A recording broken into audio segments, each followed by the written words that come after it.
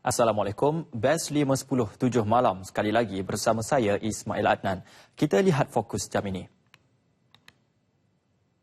Penumpang ke-6 helikopter AS365N yang terhempas Aidana Baizeva telah dikenal pasti. Hasil siasatan polis, mangsa berusia 25 tahun itu berasal dari Kyrgyzstan dan telah berada di Malaysia sejak 2010. Ketua Polis Selangor, Dato' Abdul Samad Ahmad mengesahkan mangsa merupakan kenalan rapat juruterbang helikopter yang turut terkorban, Kapten Clifford William Foner. Aidana juga dilaporkan sering mengikut penerbangan bersama Kapten Foner. Kediaman mangsa di Pantai Dalam, Kuala Lumpur juga sudah diperiksa. Dalam perkembangan berkaitan, mayat Kapten Foner telah dituntut sebuah syarikat pengurusan jenazah tempatan selepas mendapat kebenaran Duta Amerika ke Malaysia pagi tadi.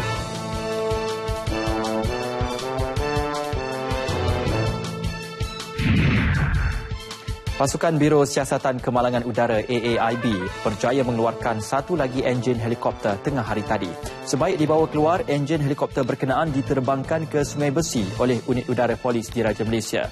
Turut ditemui kotak gear helikopter, sementara keterangan 17 saksi juga telah diambil berhubung nahas berkenaan setakat ini.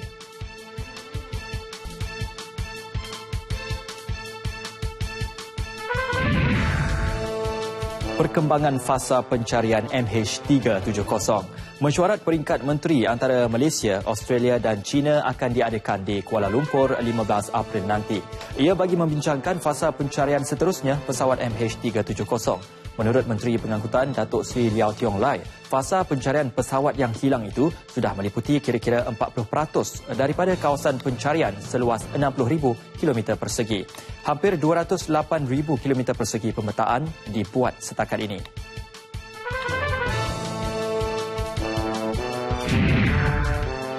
Sesi pendengaran kes doping Datuk Lee Chong Wei akan berlangsung 11 April ini di Amsterdam. Ia bakal menentukan masa depan jaguh badminton nombor 1 negara itu. Harapannya agar kes ini diselesaikan segera dan perjalanan hidupnya diteruskan walau apapun keputusan kes itu nanti. Datuk Lee Chong Wei berlepas ke London pagi tadi bersama peguamnya diiringi pengurus besar Persatuan Badminton Malaysia Kenny Goh serta seorang ahli majlis BAM Jagadish Chandra. Di London, beliau akan bertemu dengan peguam yang dilantik Kementerian Belia dan Sukan, Mike Morgan, sebelum berlepas ke Amsterdam, Belanda bagi pendengaran kes doping membabitkannya.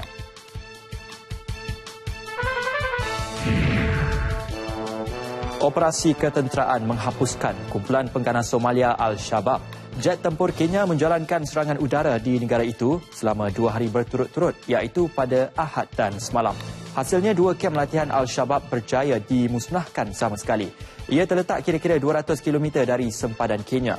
Bagaimanapun, militan Al-Shabaab menafikan yang kem mereka terkena serangan berkenaan. Mereka mendakwa serangan terkena ladang pertanian dan ladang ternakan. Minggu lepas, kumpulan militan ini melancarkan serangan terhadap sebuah college universiti di Kenya.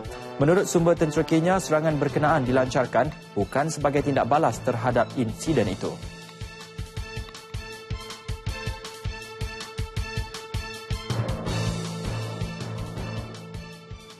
Sekian Best 5.10 malam. Ikuti Nasional 8 malam nanti untuk berita penuh. Assalamualaikum dan salam satu Malaysia.